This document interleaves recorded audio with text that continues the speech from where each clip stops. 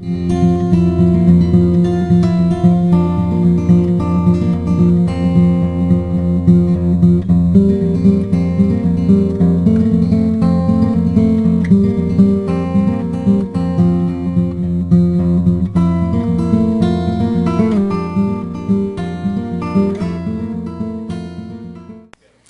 to Luke Lesson 13. Today is, I think, one of my favorite parts of Luke because we're going to be talking about a few parables, a few historical elements and events.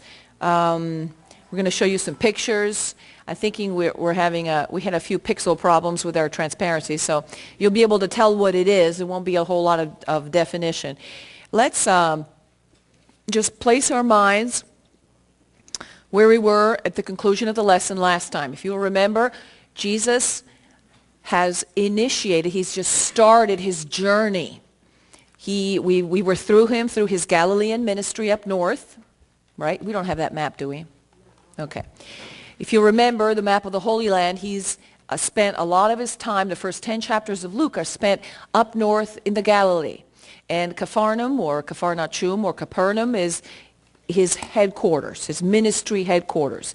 And it's really in the streets of Bethsaida and Chorazin and Capernaum that a lot of his early miracles, incredible miracles. How about when he raises the son of the widow of Nain? That's very close to the south portion of the Sea of Galilee. How about when he delivers very dramatically people from demonic possession? How about the healing of the lepers?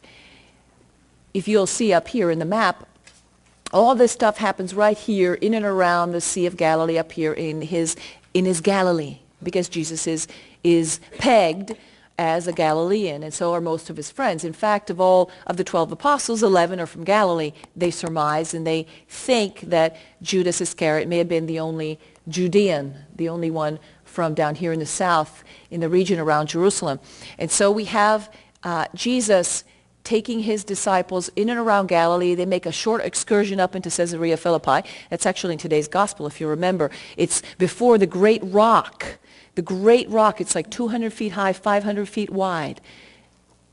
You can still see it on a pilgrimage to the Holy Land. Caesarea Philippi, that he asks his disciples, "Who do you say that I am?" You've heard what people are saying. You know, you've heard what the polls say, but who do you say that I am? And it's very interesting that he would take him out here in Gentile territory pretty much to ask that question, and to ask him in front of this huge rock, because it's also in front of that huge rock that he will look at Peter and say, "You are Petros, and on this Petros I will build my church. You are Peter. You are Kepha. You are rock. And on this church, on this rock," and he's saying it right in front of the rock at Caesarea Philippi. Again, you know, everything, context means a lot. So after all these side trips and the concentration of the early ministry, he starts his journey. Remember, we said in Matthew, what takes Luke 10 chapters to describe the journey of Jesus and his disciples from the Galilee to Jerusalem takes 1 chapter. In Luke it takes 10, because the journey narrative in Luke is very, very important. There's a lot of things that he's going to have happen between Galilee and eventually his arrival in Jerusalem. All right? And Jerusalem, of course, in Luke is where it's the beginning of the end of Jesus' ministry. We have the entry into Jerusalem, we have the Passion, and the events of the Passion and the resurrection, and eventually the Ascension. So Jesus is on his way down. We talked about how they go around Samaria, and a couple times they go through Samaria with some interesting results, right?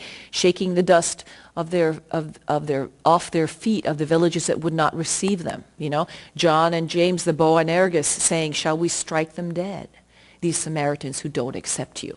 Okay, so I'm just summing up a little bit what we've been doing so far. So we still have this setting of Jesus in and around the area from Galilee to Jerusalem. At a certain point in the narrative in chapter 14, I think we have reason to believe that he's going to be in Perea, which is this region over here, closer to the inland and away from the sea, okay?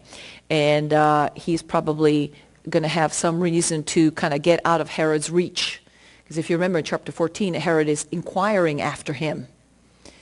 wanting to know, who is this guy? Who is this guy that they want to make king? Who is this guy who is the self-styled king of the Jews? Of course, he hasn't said anything yet, but that's kind of what the buzz is. So that's the geographical setting. He begins the lesson, I thought very interestingly, by kind of making a reference to the news. Hey, did you see on CNN the other day how that tower fell on those guys? It's that kind of thing. It was kind of common events of common knowledge, kind of referring to events that people would have known. And he starts and he says, and of course, everything Jesus says has a point, right? He brings things up to make indelibly, hopefully, in the minds of his listeners and of course of us, the points that he's trying to get across. And so he uses word pictures and he uses stories. Chapter 13, verse 1, there were some present at that very time who told him of the Galileans whose blood Pilate had mingled with their sacrifices. And he answered them, do you think that these Galileans were worse sinners than all the other Galileans because they suffered this? I tell you, no. Now let's just stop it there. He's basically given two scenarios. One, again, use your context. The Galileans were probably traveling to Jerusalem to be in the temple for a feast. Remember, they had these traveling feasts where they had to come and attend the sacrifices in the temple. And Jerusalem, it becomes a powder keg during these times because the population of the small Jerusalem inflates to several times its number with all these pilgrims. And especially when they're Galileans, they're going to be a little volatile, let's just say. The Galileans were famous for being hot-headed, okay? And so the idea was that if you read the historical context, there are some indications, some commentators that say that the Romans were kind of prevailing on the Sadducees, on the temple powers, to use some of the temple funds to build a Gentile project, an aqueduct. That would have served Jerusalem, would have been perfectly fine, but the way they see it, they're mixing the sacred and the profane. They're using temple funds to fund an aqueduct, and that was not good. And so there's all this tension brewing as the Galileans, these particular Galileans, come into the temple. And again, commentators or historians think that Pilate made a habit of disguising Roman soldiers as Hebrew worshipers. And so you would have had these soldiers mixed in. Remember we talked about the temple precincts and how if you weren't a Jew, there were signs that said, don't come further because if you do, you'll be responsible for your own death. They took very seriously who could come into the temple and who could come into certain parts of the temple. And the court of the Jews would be where, observant, practicing Jews would enter, would be only for the circumcised. So if you're a Roman soldier and you're in disguise and you're pretending to be a Jew and they find you out, that's not good. That's not good. And so they're thinking there may have been something like that, soldiers in disguise trying to check out what was going on. And for whatever reason, I'm just giving you examples of why this whole situation may have gone into the conflagration that it did. Because when it says that Pilate mixed the blood of the Galileans with their sacrifices, what is he saying? He killed them. He slaughtered them. The blood was running in the temple so that it mixed in with the blood of the sacrifices. So, not a very good, peaceful scenario. So the idea is this: probably Pilate overreacted. Probably there was some sort of a temple riot in which the Galileans ended up with the short end of the stick. Okay, and so there was this fact about all these people having been killed in the temple, and so he's being asked, so whose fault is that? Was it their own sin? Okay, now let's backtrack. What he's doing is confronting the ancient mentality, especially the Semitic mentality, that if you died an early/violent death, it was your fault.